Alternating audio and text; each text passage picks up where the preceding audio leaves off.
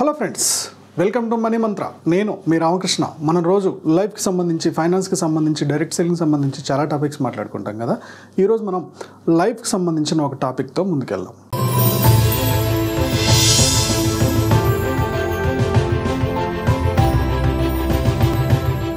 మీరు స్టూడెంట్ లేదా ఒక బిజినెస్ స్టార్ట్ చేశారు లేదా ఒక ఎంప్లాయీ. మీరున్న ఫీల్డ్లో సక్సెస్ అవ్వాలంటే, ఓకే, మీరు ఎంచుకున్న రంగంలో సక్సెస్ అవ్వాలంటే, లైఫ్లో కూడా మనం సక్సెస్ అవ్వాలంటే ఒక 6 స్టెప్స్ నేను ఎక్స్ప్లెయిన్ చేయబోతున్నాను. వీటిని 6R ఫార్ములా అంటారు. ఈ 6R ఫార్ములా కనుక మనం ఫాలో అవుతే ఖచ్చితంగా మనం అనుకున్న ఫీల్డ్లో టాప్ పొజిషన్లో ఉండడానికి స్కోప్ ఎక్కువగా ఉంటుంది. సో ఫస్ట్ R వచ్చేసి recognise your strength or your interest. మీరు స్టూడెంట్గా ఉన్నారనుకుందాం. స్టూడెంట్గా ఉంటే మీ స్ట్రెంగ్త్ ఏంటి, మీరు ఏ సబ్జెక్ట్ బాగా చదువుతున్నారు, ఏ టైంలో బాగా చదువుతున్నారు, ఎలా చదివితే మీకు బాగా గుర్తుంది, ఓకే, ఈ ఇంట్రెస్ట్ని రికగ్నైజ్ చేయాలి. ఒకవేళ మీరు ఒక బిజినెస్, ఎగ్జాంపుల్గా డైరెక్ట్ సెల్లింగో అఫ్లైట్ మార్కెటింగో స్టార్ట్ చేశారనుకుందాం. ఈ డైరెక్ట్ సెల్లింగ్లో లేదా అఫ్లైట్ మార్కెటింగ్లో మీ ఇంట్రెస్ట్ ఏంటి, లేదా మీ స్ట్రెంగ్త్ ఏంటి, అందులో మీరు దేని మీద ఎక్కువగా రీసెర్చ్ చేయగలుగుతారు, దేని మీద ఎక్కువగా ప్రమోట్ చేయగలుగుతారు అనేది మీరు గుర్తించాలి. ఓకే, సో అదే మీరు ఎంప్లాయ్ అనుకోండి, ఆల్రెడీ జాబ్ చేస్తున్నారు. ఈ జాబ్లో మీరు ఏ టైంలో ఎక్కువగా వర్క్ చేస్తున్నారు, ఏ ఫీల్డ్ మీద, అంటే మీరు ఏ సాఫ్ట్వేర్ మీద ఎక్కువగా వర్క్ చేయగలుగుతున్నారు. ఓకే, సో మీకు ఆల్రెడీ బాగా చేస్తున్న సాఫ్ట్వేర్ మీద నుంచి మీరు ఇంకొక ఫీల్డ్కి మిమ్మల్ని ట్రాన్స్ఫర్ చేస్తున్నారు అనుకోండి. సో ఇది నా స్ట్రెంగ్త్ కాదు, ఇది నా స్ట్రెంగ్త్ అని మీరు ఎక్స్ప్లెయిన్ చేయగలగాలి, అది గుర్తించగలగాలి. ఫస్ట్ మనం మన స్ట్రెంగ్త్ ఏందనేది, మన ఇంట్రెస్ట్ ఏందనేది గుర్తించడం ఫస్ట్ R. సెకండ్ R వచ్చేసి రీడింగ్ అండ్ ఎడ్యుకేషన్. మీరు ఎంచుకున్న ఫీల్డ్లో ఎదగడానికి ఏమేం బుక్స్ ఉన్నాయి, ఆ బుక్స్ని ఎప్పటికప్పుడు మనం లేటెస్ట్ అప్డేట్ అవుతూ ఉండాలి. సో బాహుబలి డైరెక్టర్ రాజమౌళి ఏమంటారంటే, చదవడం అంటే మీరు ఇంటర్మీడియట్ తోటో డిగ్రీ తోటో చదివి ఆపేశారు బుక్స్ అంటే ఇది రీడింగ్ కాదు. ఓకే, లైఫ్కి సంబంధించి ఎప్పుడైతే చదువుతూ ఉంటారో, ఓకే, సొసైటీ గురించి ఎప్పుడైతే తెలుసుకుంటూ ఉంటారో దాన్ని రీడింగ్ అంటారు అంటాడు. ఓకే, నేను కాలేజీ చదువులు అయితే ఇంటర్మీడియట్తో ఆపేశాను, బట్ లైఫ్కి సంబంధించి, సొసైటీకి సంబంధించి చదవడం నేను ఇంకా చదువుతూనే ఉన్నాను, నాకు తెలిసింది చాలా తక్కువ, ఇంకా నేను తెలుసుకోవాల్సింది చాలా ఉందంటారు ఆయన. అలానే మీ ఫీల్డ్కి సంబంధించైనా లేకపోతే మీ ఇంట్రెస్ట్కి సంబంధించిన దాని మీదైనా చదవడం మొదలెయ్యాలి. సో ఒక మంత్లో కనీసం ఒక బుక్ చదువుతూ ఉన్నారనుకుందాం. ఓకే, ఇలా సంవత్సరానికి 12 బుక్స్. బిల్ గేట్స్ కూడా ఇప్పటికీ 7 to 15 days లీవ్ తీసుకొని, హాలిడేస్ తీసుకొని ఆ టైంలో బుక్స్ చదవడం మాత్రమే హ్యాబిట్గా పెట్టుకుంటారు ఆయనంట. సో లేటెస్ట్గా వస్తున్న అప్డేట్స్ ఏంటి, ఎట్ ద సేమ్ టైం మీ లైఫ్ గ్రోత్కి అవసరమైన బుక్స్ ఏంటి, ఇలాంటి బుక్స్ అన్నిటిని కూడా మీరు చదువుతూ ఉన్నారంటే మీ ఫీల్డ్లో కానీ లైఫ్లో కానీ గ్రోత్ అవ్వడానికి స్కోప్ ఎక్కువగా ఉంటుంది. స్టూడెంట్ అయితే చదివింది ఎక్కువగా గుర్తుంచుకోవడానికి ఏం చేయాలి, అలాగే డైరెక్ట్ సెల్లింగ్ అఫ్లైట్ మార్కెటింగ్ అయితే అఫ్లైట్ మార్కెటింగ్లో ఉన్న అప్డేట్స్ ఏంటి, దానికి సంబంధించిన బుక్స్ ఏంటి. ఓకే, ఒకవేళ మీరు జాబ్లో ఉంటే మీ జాబ్కి సంబంధించిన బుక్స్ ఏంటి, ఒకవేళ మీరు మీ జాబ్లో బాగానే ఉన్నారు బట్ దాన్ని ఎక్స్ప్రెస్ చేయడానికి మీరు వెనకాల పడుతున్నారు అంటే మీ కమ్యూనికేషన్ స్కిల్స్ తక్కువగా ఉన్నాయి. So communication skills, leadership skills పెంచుకోవడానికి ఉన్న బుక్స్ ఏంటి, ఈ బుక్స్ని రీడ్ చేయడం. ఒకప్పుడు అంటే ఓన్లీ బుక్కే ఉంది రీడ్ చేయాలంటే, ఇప్పుడు చాలా ఆప్షన్స్ వచ్చాయి, ఈ బుక్ అని వచ్చింది. సో మీరు ఈ బుక్ రీడింగ్ చేసుకోవడానికైనా వెళ్ళొచ్చు, లేదంటే చాలా ఆడియో బుక్స్ వస్తున్నాయి, ఆడియో బుక్స్ ద్వారా అయినా మీరు నాలెడ్జ్ పెంచుకోవచ్చు, లేదా బుక్ సమ్మరీస్ వస్తున్నాయి వీడియోస్, ఆ వీడియోస్ ద్వారా నాలెడ్జ్ పెంచుకోవచ్చు, లేదా ఆ బుక్స్ని కోర్స్ లాగా కూడా ఇస్తున్నారు, ఆ కోర్సుని వింటూ అయినా మీరు నేర్చుకోవచ్చు. ఇలా రీడింగ్ అంటే ఓన్లీ బుక్ చదవడమే కాదు, ఎన్ని ఆప్షన్స్ ఉంటే అన్ని ఆప్షన్స్లో మీరు తెలుసుకోవడానికి, మీకు సంబంధించిన ఫీల్డ్ తెలుసుకోవడానికి, మీకు ఎక్కడైతే మైనస్ ఉందో ఆ మైనస్ని ఇంప్రూవ్ చేసుకోవడానికి, ఎక్కడైతే మీకు స్ట్రెంగ్త్ ఉందో ఆ స్ట్రెంగ్త్ని ఇంప్రూవ్ చేసుకోవడానికి మీకు ఏ సబ్జెక్ట్ అవసరమో దాన్ని ఎవరైతే రీడ్ చేస్తారో, ఎవరైతే ఎప్పుడైతే తెలుసుకుంటూ ఉంటారో వాళ్ళు ఆ ఫీల్డ్లో సక్సెస్ అవుతూ ఉంటారు. సో మీకు మీ ఫీల్డ్లో నాలెడ్జ్ పెరుగుతున్న కొద్దీ కాన్ఫిడెన్స్ పెరుగుతుంది, భయం తగ్గుతుంది. కాన్ఫిడెన్స్ పెరుగుతున్న కొద్దీ మీరు దాంట్లో ఎక్స్పర్ట్ అయిపోతారు, అవునా? సో మనకి ఎప్పుడైతే నాలెడ్జ్ ఎక్కువగా గెయిన్ అవుతూ ఉంటుందో ఒక ఫీల్డ్కి సంబంధించి, ఒక సబ్జెక్ట్కి సంబంధించి, ఆటోమేటిక్గా దాంట్లో ఉన్న భయాలన్నీ తగ్గిపోయి కాన్ఫిడెంట్గా మనం ఆ ఫీల్డ్లో సక్సెస్ అవ్వడానికి స్కోప్ ఎక్కువగా ఉంటుంది. కాబట్టి రీడింగ్ హ్యాబిట్ అనేది చాలా చాలా చాలా ఇంపార్టెంట్. థర్డ్ R వచ్చేసి రిపిటేషన్.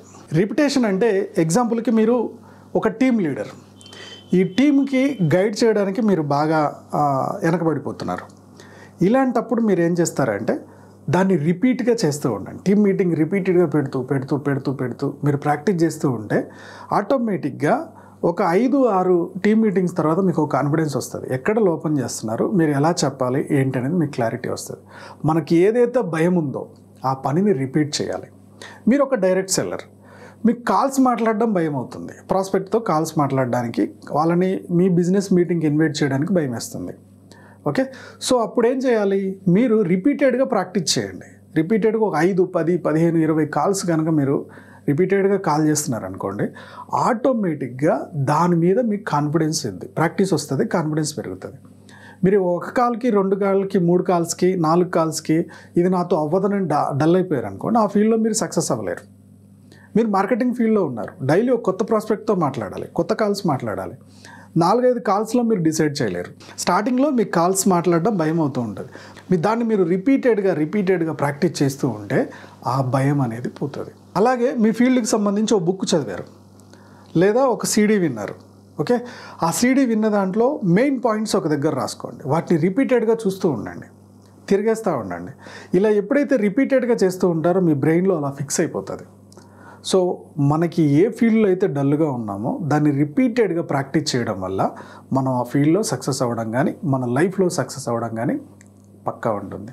అది పర్సనాలిటీ డెవలప్మెంట్కి సంబంధించి కావచ్చు, కమ్యూనికేషన్కి సంబంధించింది కావచ్చు, మీ ఫీల్డ్కి సంబంధించింది కావచ్చు, ఏదైనా సరే మీరు నేర్చుకున్నది ఓకే రిపీటెడ్గా ప్రాక్టీస్ చేస్తూ ఉండండి. 4th R వచ్చేసి రీఇన్వెస్ట్మెంట్. ఇప్పుడు మీరు డైరెక్ట్ సెల్లింగ్ ఫీల్డ్లో ఉన్నారు. ఈ డైరెక్ట్ సెల్లింగ్ ఫీల్డ్లో మీరు ఈ 2 పనులు చేయడం వల్ల డబ్బు సంపాదిస్తున్నారు. ఓకే, ఫస్ట్ ఎడ్యుకేట్ అవ్వడం వల్ల, అంటే రీడింగ్ బుక్స్ ఎడ్యుకేట్ అవ్వడం వల్ల, తర్వాత దాన్ని ప్రాక్టీస్ చేయడం వల్ల మీ టీం గ్రోత్ అయింది లేదా మీ బిజినెస్ గ్రోత్ అయింది. ఈ గ్రోత్ అవ్వడం వల్ల మీకు ఒక ఇన్కమ్ వస్తుంది. వస్తున్న ఇన్కమ్ని రీఇన్వెస్ట్మెంట్ చేయడం స్టార్ట్ చేయాలి. ఒక బిజినెస్ మ్యాన్ ఉన్నాడు, ఒక బిజినెస్ మ్యాన్ ఒక 1 lakhతో ఏదో బిజినెస్ స్టార్ట్ చేశాడు. 1 yearలో అది 10 lakhs అయింది. ఈ 10 lakhs మొత్తం వాడేసుకోడు కదా. ఆ వచ్చిన 10 lakhsలో కనీసం ఒక 50% అయినా మళ్ళీ రీఇన్వెస్ట్మెంట్ చేస్తాడు ఆ బిజినెస్ కోసం. అంటే ఇంతకుముందు 1 lakhలో ఒక షాప్ నడిపిస్తే ఇప్పుడు ఒక 5 షాపులు పెడతాడు. సేమ్ అలానే ఈ బిజినెస్కి సంబంధించి రీఇన్వెస్ట్ చేయండి మీరు. ఓకే, సో మీ ఫీల్డ్కి సంబంధించి రీఇన్వెస్ట్మెంట్ చేయండి. రీఇన్వెస్ట్మెంట్ అంటే ఏంటి, ఇప్పటిదాకా మీరు చదువుతున్న దాంట్లో ఇంకొంచెం ఏమన్నా అప్డేట్ అవ్వడానికి ఈ ఇన్వెస్ట్మెంట్ పెద్దగా అవుతుంది. పెద్ద సెమినార్స్ ఏమైనా ఉన్నాయా, పెద్ద కోర్సెస్ ఇంకేమైనా ఉన్నాయా, ఓకే నేషనల్గా ఇంటర్నేషనల్గా మీకు అర్థమయ్యే కోర్సెస్ ఏమైనా ఉన్నాయా, ఇంకొంచెం ఇన్వెస్ట్మెంట్ పెంచండి. ఎప్పుడైతే కొద్దిగా ఇన్వెస్ట్మెంట్ పెంచుతారో మీ ఫీల్డ్కి సంబంధించి ఇంకా ఎక్స్పర్ట్ అవ్వడానికి మీకు స్కోప్ ఎక్కువగా ఉంటుంది. సో కాబట్టి ఒక ఇన్కమ్ వస్తున్నప్పుడు మీ ఫీల్డ్లో ఆల్రెడీ రీడింగ్ ద్వారా, రిప్యుటేషన్ ద్వారా ఒక ఇన్కమ్ వస్తున్నప్పుడు ఆ ఇన్కమ్ నుంచి ఇంకా రీఇన్వెస్ట్మెంట్ చేసినప్పుడు మీకు చాలా ప్లస్ పాయింట్ అవుతుంది. 5th పాయింట్ వచ్చేసి రిఫ్యూజింగ్. సో మీకు ఇష్టం లేని పనిని లేదా మీ టైం వేస్ట్ చేసే పనిని రిఫ్యూజ్ చేయడం మీకు రావాలి. ఎగ్జాంపుల్కి ఒక ఫ్రెండ్ టైం పాస్కి ఒక కేఫ్లో కూర్చుందాం అనుకుంటున్నాడు, పిలుస్తున్నాడు, లేదా ఒక పబ్కి పోదామని పిలుస్తున్నాడు. ఓకే, ఇలాంటి టైం వేస్ట్ పనుల్లో మీ లైఫ్ గ్రోత్ ఏమి ఉండదని మీకు అర్థమవుతుంది. అలాంటప్పుడు దాన్ని రిఫ్యూజ్ చేయడం రావాలి. ఓకే, ఎక్కువగా టీవీ చూస్తున్నారు లేదా పలానా సినిమా చూస్తున్నారు, పలానా వెబ్ సిరీస్కి అలవాటు పడిపోతున్నారు. ఓకే, దీనివల్ల మీ టైం వేస్ట్ అవుతుంది, మీ లైఫ్ గ్రోత్కి ఇది వెనక్కి వెళ్ళిపోతుంది. ఇలాంటప్పుడు నేను పలానాది చూడను, లేదా నేను పలానా ప్లేస్కి రాను, పలానా చిన్న చిన్న ఫంక్షన్లకు కూడా నాకు రావడం కుదరదు, ఇలా టైం వేస్ట్ పనులన్నీ మొహమాటానికి పోయి రిఫ్యూజ్ చేయకపోతే మనం లైఫ్లో వెనకబడిపోతాం. సో ఇది మన లైఫ్కి అవసరమా కాదా, ఇప్పుడు మనం ఎవరితోటి ఎక్కువగా కమ్యూనికేట్ అవుతున్నాం, మనం ఏ గ్రూప్తో ఎక్కువగా తిరుగుతున్నాం, ఈ గ్రూప్ వల్ల మీ లైఫ్కి గ్రోత్ ఉందా, లేకపోతే ఆ గ్రూప్ని నెమ్మదిగా రిఫ్యూజ్ చేయాలనా అనేది మనం కంపల్సరీ ఆలోచించుకోవాలి. ఎవరికైతే అనవసరమైన వాటికి నో చెప్పడం వస్తుందో, ఎవరైతే రిఫ్యూజ్ చేయగలుగుతారో వాళ్ళు లైఫ్లో పక్కా సక్సెస్ అవుతారు. లాస్ట్ R వచ్చేసి రిలాక్సేషన్. సో లైఫ్లో ఒక బుక్స్ చదువుతున్నాం, తర్వాత జాబ్లో దాన్ని రిపీట్ చేస్తున్నాం, మనకి ఏదైతే భయం ఉందో దాన్ని రిపిటేషన్ చేస్తున్నాం, తర్వాత రీఇన్వెస్ట్మెంట్ కూడా చేస్తున్నాం, 24 hours బిజీ అయిపోతున్నాం. సో ప్రశాంతంగా నిద్రపోవట్లేదు, ఫ్యామిలీకి కూడా టైం కేటాయించట్లేదు, మీరు మీ మైండ్కి కూడా కేటాయించట్లేదు. ఇలాంటప్పుడు రిలాక్సేషన్ అనేది చాలా ఇంపార్టెంట్. ఒక సిస్టమ్ బాగా ఎక్కువసేపు ఆన్లో ఉందనుకోండి, ఏమవుతుంది, ఆటోమేటిక్గా సిస్టమ్ దాని పనితనం తగ్గుతుంది. అప్పుడు ఏం చేస్తాం, రీస్టార్ట్ చేస్తాం. సేమ్ అలానే ఈ రీస్టార్ట్ బటన్ లాంటిదే మనిషి లైఫ్లో రిలాక్సేషన్ అనేది.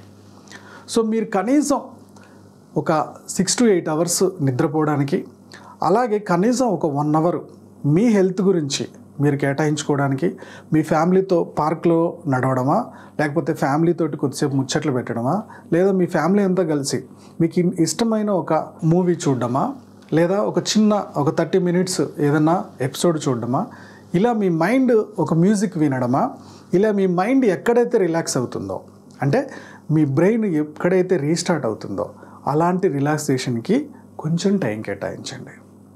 ఈ 24 hours ఇది కూడా ఒక ఇంపార్టెంట్. సో పొద్దుందాకా కష్టపడ్డా మీ బ్రెయిన్ స్ట్రక్ అయిపోతూ ఉంటుంది, సిస్టమ్ స్ట్రక్ అయినట్టే. కాబట్టి దానికి కూడా రీస్టార్ట్ బటన్ కావాలి. ఈ రీస్టార్ట్ బటన్ అనేది మీ మైండ్కి ఎప్పుడైతే ఇస్తారో మీ ఫీల్డ్లో సక్సెస్ అవ్వడానికి గ్రోత్ ఎక్కువగా ఉంటుంది. ఓకే ఫ్రెండ్స్, ఈ 6R ఫార్ములా మీకు ఈజీగా అర్థమైంది అనుకుంటున్నాను. దీంట్లో ఏ ఆర్ మీకు బాగా నచ్చిందో ఎక్స్ప్లెయిన్ చేయండి. మా వీడియో నచ్చినట్టయితే లైక్ చేయండి, కామెంట్ చేయండి, షేర్ చేయండి. మా యూట్యూబ్ ఛానల్ చూస్తున్న మా వ్యూవర్స్, మా సబ్స్క్రైబర్స్ లైఫ్లో ఎప్పుడు కూడా గొప్పగా స్థిరపడాలని కోరుకోవడంలో మనీ మంత్రం ముందుంటుంది. Go self made.